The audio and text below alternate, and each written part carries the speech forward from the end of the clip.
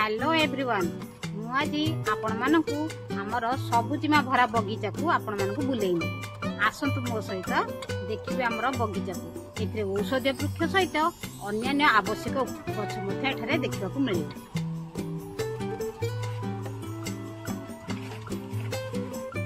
देखंतु ये आम बाड़ीर पान गछ लोकंकर बरजरे पान हुए किंतु आमर पान गछ नड़िया गछरे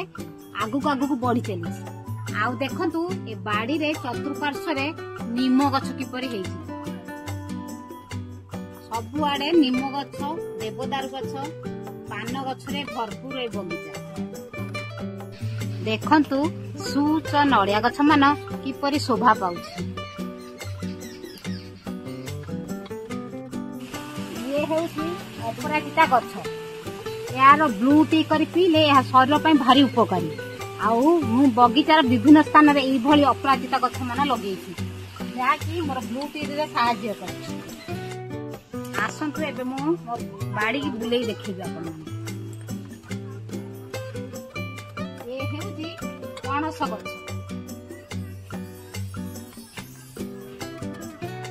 देखंतु पान पत्र सब केमिति नड़िया गछ देहरे माड़ी छंती देखुचंती याकु मो शत्रु अमलर पुआ आको आमे तांके जत्नर सहित रखिछु बाड़ी बगीचा रे पानी दबारे सुविधा होछि एबे भी पानी टी सेबला स्वच्छ आउ परिष्कार रहिछि।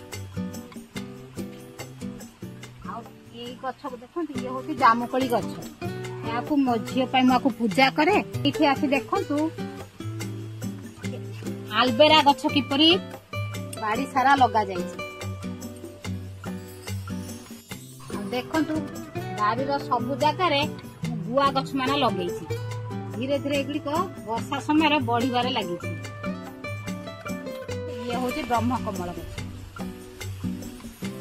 ब्रह्मकमल फूल तो किसी फुटी सारे आउ किसी फूल फुटब ता सहित बाड़ीर विभिन्न स्थान में तुलसी गछ मान रही कहीं औषधीय तुलसी गछ टी बहुत आवश्यक। ये देखुचंती ये होची सब आंब अदा गछ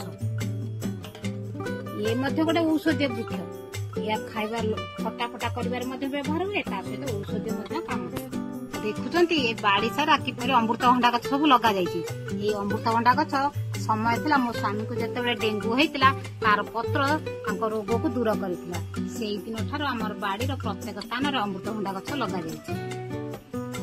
जो चाकुंडा गछ ताड़ देखुचंती ये सब मो स्वामी तांकर करिसंती एई भली से ताड़ पकई बगीचा रे 50 रु 100 भली चाकुंडा गछ लगई सारले तथापि तांकर लगेबा बंद रहउनी ये होउची गुलुचिनटा जाको आमे हिंदी रे गिलोई मध्य कहू ए गुलुचिनटा कोरोना दिनरु हम बाड़ीर चतुर्पार्श्व मु ताकू लगई देछि आ एबे मध्य हमर सकाळु दैनिक ए काडा करी याकू पिउछु।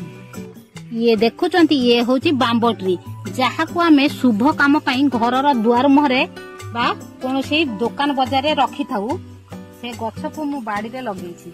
एडी देखंतु ता केते बड़ बड़ से हेई गला ए देखुचंती ये होची अळैच गछ आगो को ए गछ रे फळ आसीबो एबे जस्ट बढ़ुची से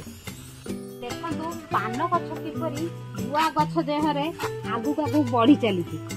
देखंतु केते सुंदर भाबरे पान गछ गुड़िक शोभा पाउचंती देखंतु चाकुंडा गछर अग्रभाग को भी पान गछ गुड़िक किपरि माड़ी गलानी